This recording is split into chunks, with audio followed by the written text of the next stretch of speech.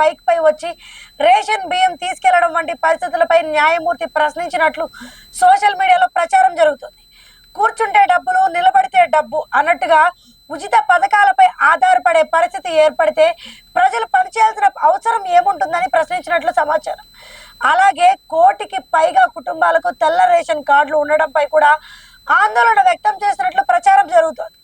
మరోవైపు వ్యవసాయ రంగంలో కూలీల కొరత కారణంగా బీహార్, ఛత్తీస్గఢ్, మధ్యప్రదేశ్ వంటి రాష్ట్రాల నుంచి కూలీలను తీసుకురావాల్సిన పరిస్థితి ఏర్పడిందన్న అంశం కూడా ప్రస్తావనకు వచ్చినట్లు తెలుస్తోంది. ప్రభుత్వం ఉచిత పథకాలకే వేల కోట్లు ఖర్చు చేస్తుంటే ఇప్పటికే అప్పుల భారంతో ఉన్న రాష్ట్ర ఆర్థిక పరిస్థితి భవిష్యత్తులో ఎలా ఉంటుందన్న ప్రశ్నలు లేవనెత్తాయి. అయితే ఈ వ్యాఖ్యలకు సంబంధించిన పూర్తి సందర్భం అధికారిక కోర్టు రికార్డులో పరిశీలించాల్సి ఉంది.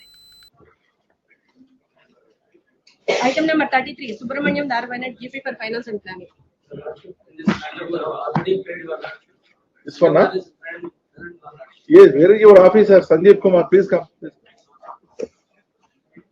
Already paid your 24 crores in the month of May. How much amount remaining? How much amount? Remaining is Pardon? 33 crores. Total amount, huh? Yes. You pay 24 crores. Remaining will pay within 6 months.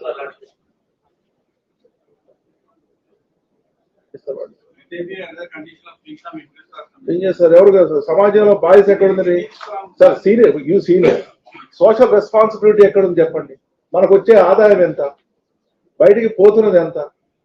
ఎవరో చెప్పిన దాన్ని బట్టి చూస్తే 3,24,000 కోట్లు, వాళ్ళకు వచ్చేది 2,70,000 కోట్లు. 1,50,000 కోట్లు శాలరీ రూపంలో పోతే, లోన్ల పేమెంట్ రూపంలో పోతే, అంతకుముందు చేసిన అప్పుల రూపంలో పోతే వాళ్ళకి మిగిలింది 90,000 కోట్లు. అందులో వెల్ఫేర్ కింద ఎంత పోతుంది? 89,000 కోట్లు పోతుంది వెల్ఫేర్ పథకాల కింద. కూర్చుంటే డబ్బులు, నిలబడితే డబ్బులు, ఏం చేయకపోతే డబ్బులు. కొన్ని నిజాయితీగా పోతున్నాయి. పల్సర్ బైక్ వేసుకొని అయిపోయి ఉచిత బియ్యం పట్టుకొని పోతున్నారు. ఎంత పడిన పడుతుంది వాళ్ళ మీద? ఎవరికైనా బాధ్యత ఉందా సమాజంలో? చెప్తే బ్లేమింగ్ ఎవరికైనా, మనందరం కూడా, నేను పౌరుడే కాబట్టి ఎన్ని అనవసరమైన ఉచిత పథకాలు ఇవ్వాల్సిందే. మరి ఎంతమంది అనవసరంగా తీసుకుంటారు చెప్పండి? ఆ రైతు బంధు పథకం ఉంది, కోటీశ్వరులు కూడా రైతు బంధు ఇవ్వట్లేదా? ఎంత బడ్డెన పడుతుంది రాష్ట్రం మీద? ఈ భవిష్యత్ అవసరం పిల్లలకి ఏం మిగులుతుంది? రేపు పొద్దున ఏ ప్రభుత్వం వచ్చినా ఏం చేయగలుగుద్ది? ఒకప్పుడు ఏంది, ఈ దేశానికి మనం ఏమి ఇచ్చాం అనుకునే వాళ్ళం. ఇప్పుడు ఈ దేశం మనకేమిచ్చింది? ఒకప్పుడు ఏముంది, మన ఊరికి ఏమి ఇచ్చారు, లేకపోతే మన గ్రామానికి ఏమి ఇచ్చారు, లేకపోతే మన వీధికి ఏమి అడిగారు. ఇప్పుడు ఏంటి, ఇంటికి వచ్చింది, మన ఇంటికి ఏమి ఇచ్చారు, నాకేమి ఇచ్చారు. ప్రజల టెండెన్సీ చూడండి, ప్రజలు నాకేమి ఇచ్చారు, ఈ దేశం నాకేమి ఇచ్చింది. ఒకప్పుడు ఏముంది, గాంధీ గారిను, నెహ్రూ గారిను చూసి మిగతా వాళ్ళని చూసినప్పుడు, ప్రకాశం మంత్రి గారిను, లేకపోతే అందరూ ఏమనుకున్నారు, ఈ దేశానికి నేను ఏదైనా ఇవ్వాలి, ఈ దేశంలో నేను పుట్టినందుకని అనుకున్నాను. ఇప్పుడేంటి, ఈ దేశం నాకేం ఇచ్చింది? ఇన్ని ఉచిత పథకాల ఏమన్నా ఒక్క తెల్ల కార్డు తీసేయగలరా? ఒక్క తెల్ల కార్డు తీసేస్తే ఇంకో రకమైన రాజకీయపరమైన గొడవలు, ఫలానాది చెయ్యొద్దు ఇంకో రకమైన విమర్శలు. ఆఫీసర్లు ఏం చేస్తారు? 3,000, 4,000 కేసులు ఆయన మీద ఉన్నాయి. నేను చూశాను, మొత్తం కూడా చూస్తే ఇక ఈ జీవితకాలం పాటు ఆయన జైల్లోనే ఉంచాలి. ఇది ఎక్కడ ఆ సెక్రటరీ గారు పోస్ట్ లో ఉన్నందుకు పాపం ఇక ఆయన లైఫ్ అంతా ఎక్కడున్నారంటే ఇంట్లో జైల్లో ఉంచాలి, జైల్లో ఉంచి అక్కడి నుంచే పని చేయించాలి. ఏం చేస్తారు చెప్పు? చాలా ప్రాక్టికల్ గా చాలా డిఫికల్ట్ అయిపోతుంది.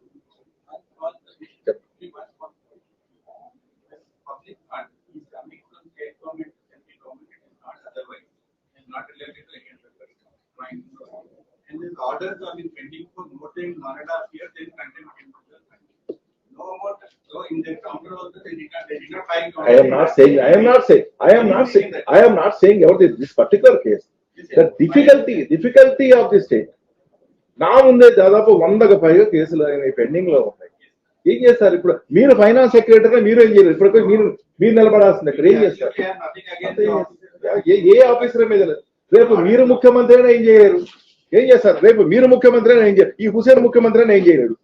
పైసలే గ్రామాల్లోకి పోతే అనకూడదండి. ఐఎమ్ సారీ, నేను నాది రాజకీయ పరమైన ఉపన్యాసం అనుకోదు. గ్రామాల్లోకి పోతే రైతులు ఏడుస్తున్నారండి, పనికి ఎవరు రావట్లేదు.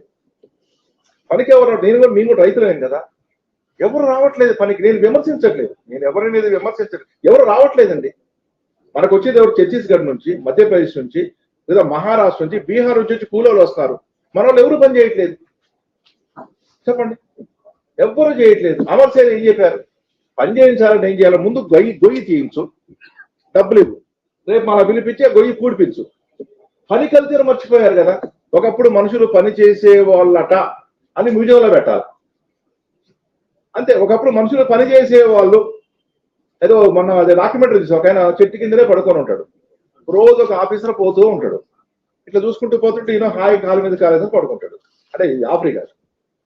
ఓ రోజు వచ్చి అన్న నువ్వు ఏ పని చేయకపోతే ఎట్లా గడుస్తుందంటే ఆయన మొత్తం తీస్తాడు, ఇగో ఈ పథకం కింద నాకు ఇది వస్తుంది, ఈ పథకం కింద నాకు ఇది వస్తుంది, ఈ పథకం కింద నాకు ఇది వస్తుంది, ఈ పథకం కింద నాకు ఇది వస్తుంది, ఈ పథకం ఇంకా నేను ఎందుకు పని చేయాలి అంటాడు. అప్పుడు ఈయన అంటాడు ఏ ఉద్యోగం చేయడం దగ్గర దండగా ట్యాక్స్ తప్పని పక్కన కొంచెం మంచం ఉంచవే నేను కూడా వచ్చి పడుకుంటాను అంటాడు. ఇది దయచేసి నేను ఏదో రాజకీయ పరమైన ఉపన్యాసమో ప్రభుత్వం అనేది విమర్శించట్లేదు, మనందరం ఆలోచించాలి కదా, ఆలోచించాలి కదా సార్. ట్యాక్స్ పేయర్స్ రేపు పొద్దున భవిష్యత్తు ఏంటి పిల్లలది, ఇవన్నీ తీర్చడం కోసం రైట్ రాంగో ఏదో ల్యాండ్స్ కూడా అమ్మేస్తా ఉన్నారు. రేపు పొద్దున భవిష్యత్తు అవసరాల పరిస్థితి ఏంటి, ఉన్నాయని అప్పు చేసేవారన్నా బెంజికారు ఉంటాడా. ఇప్పుడు మనం కూడా జీతాలు చేస్తున్నాం, మనం ఎర్ర బస్సులో పోగలం, ఎయిర్ బస్సులో బిజినెస్ క్లాస్ పెడితే ఎంతకాలం ఉంటుంది సంసారం. ఇది ఎవరిని విమర్శించట్లేదు, నాకు బాధగా ఉంది. ఆఫీసర్ పిల్లలు నాకు బాధగానే ఉంది, ఇది నైస్ ఆఫీసర్, కానీ ఏం చేస్తారు ప్రాక్టికల్ గా. ఇంజనీరింగ్ కాలేజ్ పిల్లలు మేనేజ్మెంట్ ని కూడా బ్లాక్ మెయిల్ డామినేట్ చేస్తారు, మీ కాలేజీకి రామంటారు, వాడిని బతీలాడి కూడా అటెండ్ చేయాలి. ఎవడన్నా చదువుకునేవాడికి ఫీజు కడతాడు, బడి మానేసుడు కూడా ఫీజు కడతారు. మీరు అర్థం చేసుకోండి, బడి మానేసుకుంటే ఫీజు. ఇంజనీరింగ్ పిల్లలు మెకానిక్ ఇంజనీరింగ్ చదువుకున్న పిల్లడు వాడి స్కూటర్కి వాడు తగ్గేసుకోలేడు, మళ్ళీ మెకానిక్ రావాల్సిందే.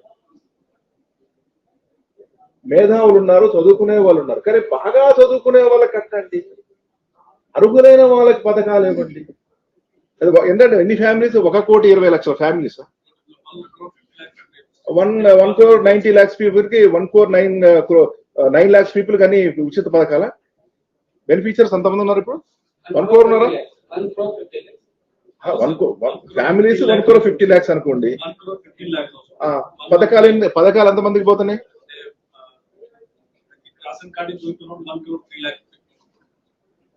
1,15,00,000 కుటుంబాల 1,03,00,00,000 కుటుంబాలకు తెలకాట్లేకపోతే ఇంక ఈ దేశాన్ని ఎవరు నడుపుతారండి?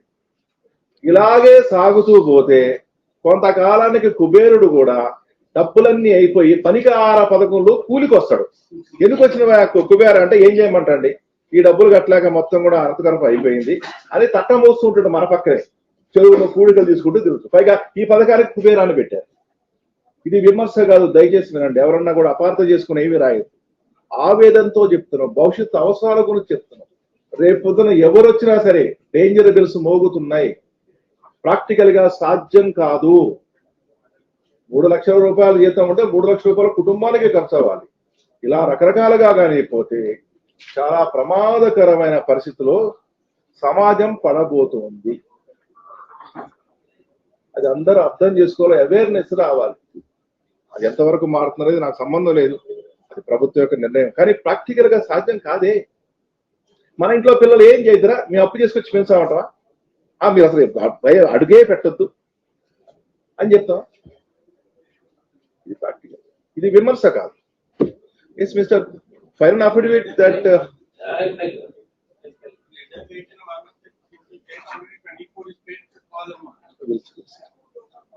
how much amount was paid on 13/5/2026 sir? Yes, sir. Yes sir, this is proceedings. Kindly go through this. Head counsel for the petitioners, respondents, the officers also name was appeared before this court. Appearance of the officers dispense with until further order. The government tweeted submit the proceedings dated 13/5/2026 sir stating that 25 crores 45 lakhs 70,893 was paid on 13/5/2026.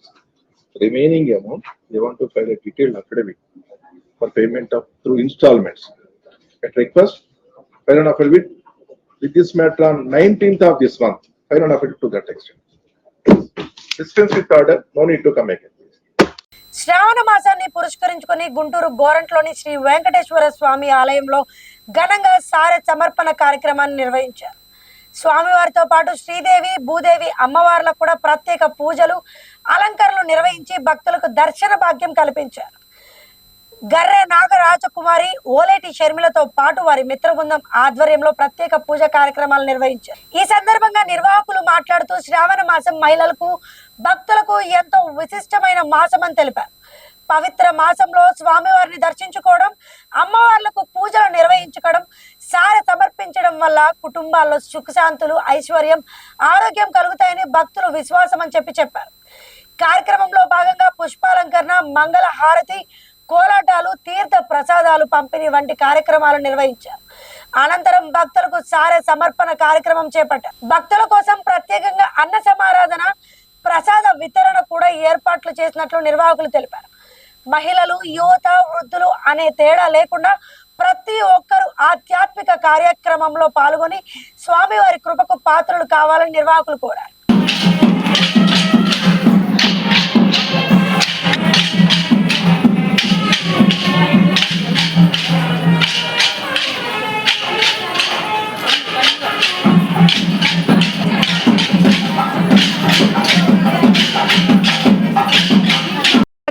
ప్రసిద్ధిగాంచిన శ్రీ గోరంట్ల వెంకటేశ్వర స్వామివారు మహిమాన్వితమైన స్వామివారు. ఇక్కడికి వచ్చి మనము ఏ కోరిక కోరుకున్నా వెంటనే తీరిపోతుంది. 21 ప్రదక్షిణాలు 21 రోజులు చేస్తే మనం అనుకున్న కోరిక వెంటనే తీరిపోతుంది.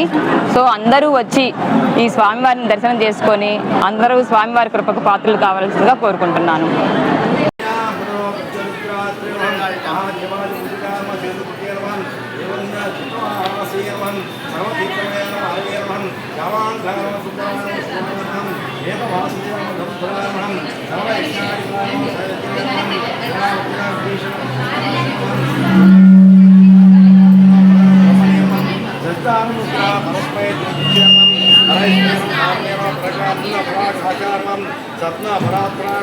హరే శారం పారగారం పారాయణం సర్వదేవాత్మకారం పరస్మై నమః. ఓం శ్రీరామ స్తోత్ర శతనామ పూజాం సంపూర్ణం.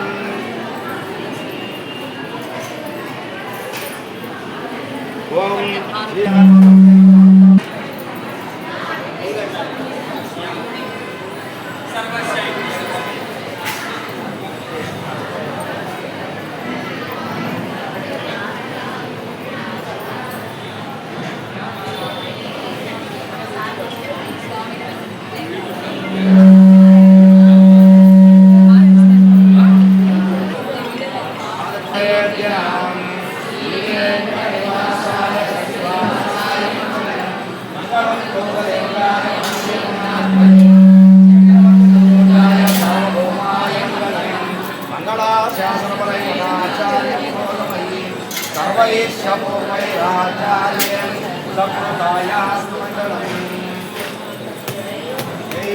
రామచంద్ర ప్రభుకి సీతా మాయకు హనుమాన్కు లక్ష్మణ స్వామికి. పేరు నాగరాజకుమారి. మేము గోరంట్ల వెంకటేశ్వర స్వామి టెంపుల్లో ప్రతి అమావాస్య రోజు సుందరకాండ పారాయణం చేస్తున్నాము. ఈ పారాయణ ఇది 8వ నెల, జనవరి నుంచి స్టార్ట్ చేశాము. 1 ఇయర్ పాటు చేద్దాం అనుకున్నాము. ఇది 8వ నెల అండి. ఈ నెల ఈ మెంబర్స్ అందరూ జాయిన్ అయ్యారు. దీనికి తక్కువ రుసుముతోనే ఎక్కువ మెంబర్స్ వచ్చేట్టుగా మేము ప్లాన్ చేశాము. అందుకోసం అని చెప్పి ఈ సుందరకాండ పారాయణ చాలా విశేషం. ఇది చదవడం వల్ల, పారాయణ చేయడం వల్ల మనలో ఉన్న స్ట్రెస్ అంతా తగ్గిపోతుంది. నెగిటివ్ ఎనర్జీస్ పోయి పాజిటివ్ ఎనర్జీస్ వస్తూ ఉంటాయి. సో అందుకోసం మేము ఈ పారాయణ స్టార్ట్ చేశాము. దీనికి చాలా మంచి రిజల్ట్స్ వచ్చాయి. ప్రతి ఒక్క మెంబర్ కూడా ఈ సుందరకాండ పారాయణ చేయడం వల్ల మంచి రిజల్ట్స్ పొందుతున్నారని చెప్తున్నారు. సో అందుకని ఈ నెల ఎక్కువ మెంబర్స్ కూడా జాయిన్ అయ్యారు. అందరికీ థ్యాంక్ యూ. నన్ను ఇలా సపోర్ట్ చేస్తున్న మెంబర్స్ అందరికీ, ఫ్రెండ్స్ అందరికీ థ్యాంక్ యూ. సుందరకాండ పారాయణ ప్రతి నెల అమావాస్య రోజు విశేషంగా జరుపుకుంటూ ఉన్నాము. జనవరి నుంచి డిసెంబర్ దాకా సంవత్సరం పాటు ఇలాగా చేసుకుందామని మొదలుపెట్టాము. అందరూ చాలా బాగా సహకరిస్తున్నారు. చాలామందికి తెలియటం లేదు, తెలుసుకొని ఇప్పుడిప్పుడే అందరూ వస్తూ ఉన్నారు. ఎవరికైనా ఆహ్వానమేనండి. అందరూ కలిసి చేసుకుందామని, సామూహికంగా చేస్తే మరింత విశేష ఫలితం వస్తుందని ఇలా ప్లాన్ చేశాము. అందరికీ ఆహ్వానము. స్వామీజీ 108 సుందరకాండ ఉన్నాయి.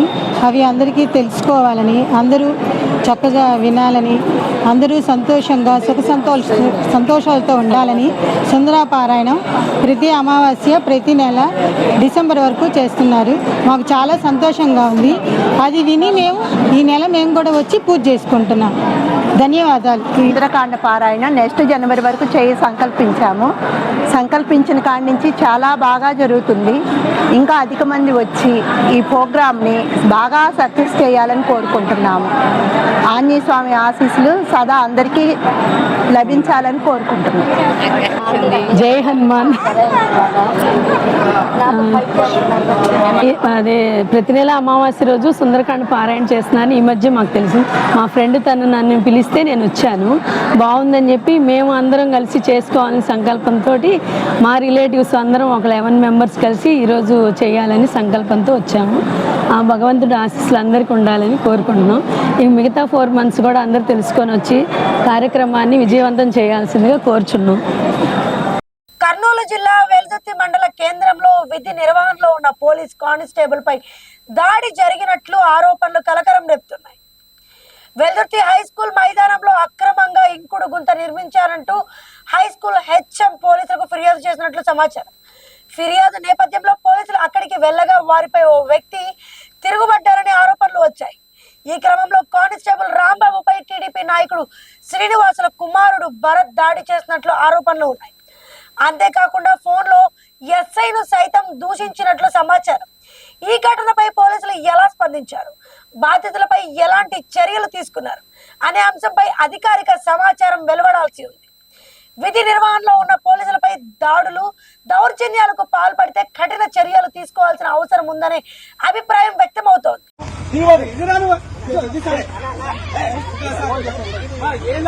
నేనేమంటున్నా, అన్ని ఆధారాలు ఉన్నాయి. తిక్కబుక్క నా కొడుతున్నా నేనేమన్నా మళ్ళా చూపించిన తర్వాత గుదా నోరు మూసుకుంటావు. నీ మీద కేసేస్తా, నేను మళ్ళా ప్రైవేట్ కంప్లైంట్ చేస్తా. ఏం పిల్లపోకి నా కొడుతున్నా అనుకుంటున్నా నువ్వు? చూపిద్దురా ఒకసారి నోరు మూసుకో. ఈ వార్తలు ఇంతటితో సమాప్తం. చూస్తున్నారని నిత్య టీవీ.